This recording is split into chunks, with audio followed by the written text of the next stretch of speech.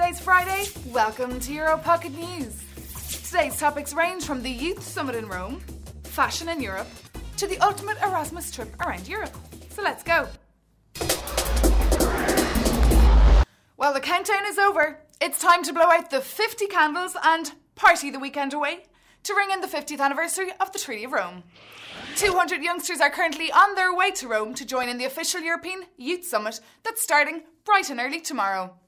Themes thrown on the table will range from the future of the EU Treaty, the EU's social and economic model, sustainable development, the EU's role in the globalised world, democracy and civil society, and youth and education. The aim of the conference is to mobilise young people, so if you can mobilise yourself out of bed tomorrow and fancy listening in, you can follow it live on our website.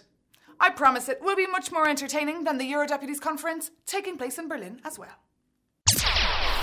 Corporate social responsibility. What might that be? Well, it's the obligation that our bosses have when we commit ourselves to work for them.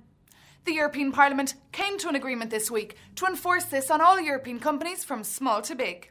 So our employers no longer just have to pay and provide us with work, but make sure our working environment is up to scratch, that it respects the environment and has no bad effects on our health.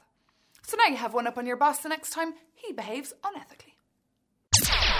The Spanish fashion group Inditex, the hidden brain behind Zara, Bershka and Pull & Bear, is smiling from ear to ear.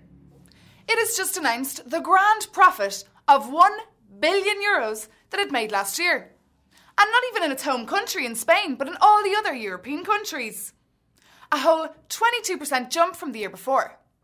So suitably contented that Europeans from London to Warsaw are dressed head to toe in the same clothes, they are now setting their sights on Indian and American markets.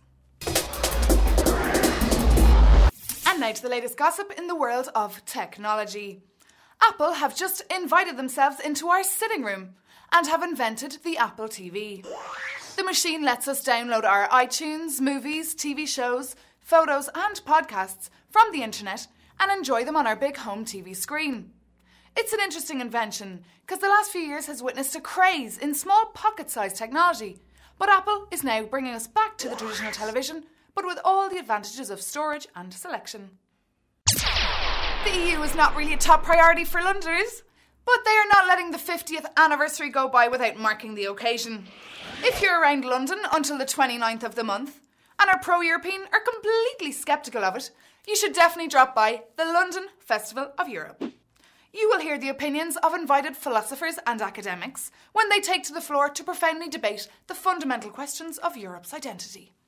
This Saturday, Hans Ulrich Oberst and Simon Groom will explain the influence of the Asian giant of China on Europe, and Sunday's theme will be a reflection on the last 50 years in Europe.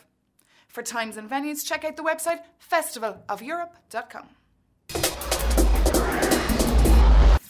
And finally, if you have been on Erasmus, you know it's incredible. If not, and you're still at uni, fear not, because the Erasmus van is on its way to your uni.